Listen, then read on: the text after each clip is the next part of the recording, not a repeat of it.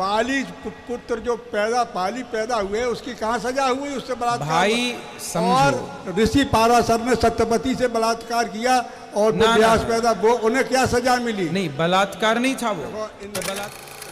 रहमतुल्लाहि व बरकातुहू। नाज़रीन, आज की वीडियो बहुत ही ज़बरदस्त होने वाली है। एक हिंदू बाबे ने जो है पंडित से ऐसा सवाल किया कि पंडित की बोलती ही बंद कर दी। उसने कहा कि हमारे भगवान जो है बलात्कार करने वाले हैं, बलात्कारी हैं, तो फिर भगवान को सज़ा क्यों नहीं मिली? उसने ऐसा काम क्यों किया? तो नाज़रीन, पंडित ने क्या जवाब दिया वो भी आप सुनेंगे और डॉक्टर जाकिर नाइक को भी ज़रूर सुनिएगा कि वो इस बारे में क्या जवाब देते हैं। चलिए वीडियो को शुरू करते हैं। पहले बलात्कारी कोई सजा नहीं थी, आज सब सजा है। देखो, तो बलात्कारियों को सजा नहीं होनी चाहिए क्या? नहीं होनी चाहिए। पहले कहाँ थी? इंद्र ने देखो रिक्षराज से करके बाली पैदा किए। ना ना ना, सजा थी। इंद्र ने अहिल्या के पास आकर के तो एक है, हाँ, तो उसको दंड मिला।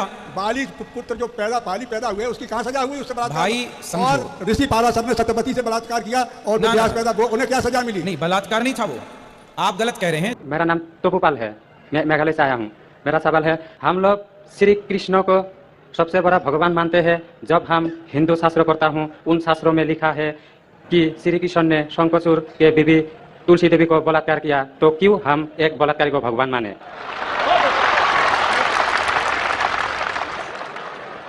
भाई साहब का सवाल है कि हम श्री कृष्ण को भगवान मानते हैं, अगर उसने बलात्कार किया है तो बलात्कारी को भगवान क्यों माने? भाई साहब, जैसे मैंने कहा कि मैं हिंदू धार्मिक किताब पढ़ चुका हूँ, वेद पढ़ चुका हूँ, महाभारत पढ़ चुका हूँ, रामायण पढ़ चुका हूँ, और मैं जब पब्लिक में प्रचार करता हूँ तो मैं ऐसा प्रचार करता हूँ, अच्छी बातें कहता हूँ, पढ़ता हूँ सब कुछ, यकसानियत की बात करता हूँ और कहता हूँ, इख्तिलाफ की नहीं करता हूँ। आपने जो सवाल पूछे कि क्यों मानते, मैं आपसे पूछूंगा आप क्यों मानते?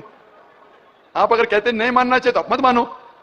तो मैं समझता हूं कि अगर श्री कृष्ण सही में भगवान के अवतार है, अगर सही में पैगंबर है, तो कोई भी पैगंबर बलात्कार नहीं कर सकता है। सर लिखा है, तो वो में लिखा है, किताब ग्रंथ में लिखा है। मैं जानता हूं, मैं आपका जवाब देता हूं। मैं जानता हूं, मैंने नहीं कहा कि आप गलत कह रहे, मैं आपको कह रहा हूं ना। मिसाल देता हूं मैं, लूत अलैहिस्सलाम कुरान में लिखा है कि अल्लाह के पैगंबर है, ठीक है, लेकिन श्री कृष्ण अल्लाह के पैगंबर है, कुरान में नहीं लिखा है। लेकिन अल्लाह के रसूल फरमाते हैं कि इस धरती पे 1,24,000 पैगंबर भेजे, नाम से 25 है, उन 25 में से एक का नाम लूत अलैहिस्सलाम है। जब मैं बाइबल पढ़ता हूं, बाइबल में लिखा है कि लूत अलैहिस्सलाम ने जिना किया अपनी बेटियों के साथ, जो आपके शास्त्र में लिखा है उससे बड़ा गुनाह लिखा है बाइबल में। तो मैं क्या कहता हूं, वो बाइबल में गलत लिखा है। लूत अलैहिस्सलाम पे मैं इल्जाम लगा ही नहीं सकता हूं, क्योंकि लूत अलैहिस्सलाम अल्लाह के पैगंबर है। आप समझिए ना? तो मैं कहता हूं कि वो चीज जो बाइबल में है वो मिलावट है। अल्लाह के पैगंबर कभी भी अपनी बेटियों के साथ जिना नहीं कर सकते। तो मैं कहता हूं लूत अलैहिस्सलाम पैगंबर है, लेकिन वो चीज गलत है।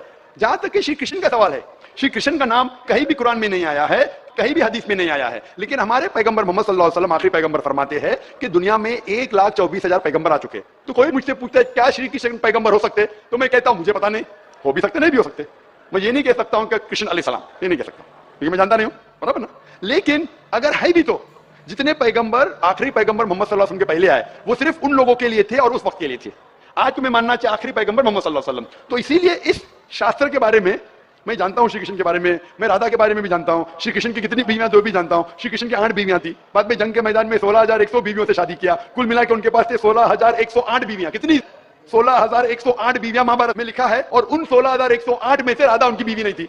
और आपने जो कहा वो भी सही है। अभी मैं ज्यादा तफसील से बात नहीं करना चाहता हूं, लोग कहेंगे जाकिर तनकीद कर रहा है, तो इसीलिए मैं इस बात को कतई नहीं मानता हूं कि ये भगवान की तरफ से हो सकता है। आप समझते ना? अगर श्री कृष्ण खुदा के अवतार है या पैगंबर है, तो कोई भी पैगंबर ऐसा नहीं कर सकता है। आप समझे ना? तो इसीलिए ये चीज में मैं नहीं मानता हूं। आप मानते ऐसा कर सकते हैं? श्री कृष्ण किताब में लिखा है, तो लिखा है तो लेकिन बिल्कुल सही, बराबर, मैं भी नहीं मानता हूं, मैं भी नहीं मानता हूं, क्योंकि कोई भी भगवान के पैगंबर या अगर पैगंबर जो अच्छे इंसान, पैगंबर को दूर की बात है, कोई भी अच्छा इंसान बलात्कार कर ही नहीं सकता, पैगंबर तो दूर की बात, आप समझे ना? कोई भी अच्छा धार्मिक इंसान बलात्कार नहीं कर सकता है, तो सवाल उठता ही नहीं। इसीलिए मैं लोगों के सामने ये सब पेश नहीं करता हूं, नहीं तो लोग बोलेंगे ये झगड़े लड़ा रहा है। आप समझे ना? मैं झगड़े लड़ाना नहीं चाहता हूं। कुरान में नहीं लिखे क्या, जो चीज यकसा नहीं है वो पेश करके लोग को लेके आओ। कुरान में लिखे जो यकसा है उसके बारे में बात करो, लोगों को करीब लेके आओ। तो मैं आपसे पूछना चाहता हूं कि आप मानते खुदा एक है? पहले आप थोड़ा बोलने दो। बोलिए। तो ग्रंथ में ऐसा क्यों लिखा गया है? कुरान में तो टॉप क्लास है, एक भी सवाल ऐसा नहीं है, क्लियर एकदम फर्स्ट क्लास है। क्यों लिखा बोलता हूं मैं, क्यों? क्योंकि जैसे मैंने पहले कहा कि वक्त के दौरान ये जितने किताबें कुरान के पहले आई वो महदूद थी, एक वक्त के लिए, एक लोगों के लिए। वक्त के दौरान बदलते गई और एडिशन आते गए। जैसा मैंने पहले कहा कि महाभारत असल में जब आप पूछेंगे पंडितों से, महाभारत सबसे पहली बार अर्जुन के ग्रैंडसन ने कहा था। महाभारत उस टाइम 8,000 श्लोक थे। उसने दोस्तों से कहा, बच्चों ने बाप ने बेटे से कहा, फिर वो बाप ने बेटे से कहा, अपने बेटे से कहा, कहने कहने से हो गया 24,000 श्लोक।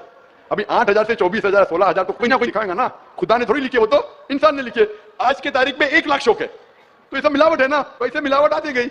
इसीलिए मैंने जब पूछा कि अगर 1 गिलास पानी है, साफ पानी है, 1 कतरा गटर का पानी आपके सामने डालूंगा, गंदा पानी, काला पानी 1 बूंद उसे मिलाऊंगा तो नजर नहीं आएगा, आपको पानी पीएंगे? क्यों? मिलावट है। अगर चुपके से किसने मिलाया आपको नहीं पता तो शायद पी लेंगे, बराबर ना। तो जब पता चल गया कि मिलावट है बाकी शास्त्रों में, तो साफ और सुथरे शास्त्रों की तरफ आओ ना, इसमें एक भी मिलावट नहीं है। चैलेंज है कुरान में। नाज़रीन, उम्मीद है आपको वीडियो पसंद आई होगी। अगर वीडियो पसंद आई हो तो वीडियो को जो है लाइक और शेयर जरूर कर दीजिएगा, हमारे चैनल को सब्सक्राइब कर दीजिएगा और बेल आइकन को प्रेस कर लीजिएगा ताकि हर नए आने वाली वीडियो आपको बर वक्त मिल सके।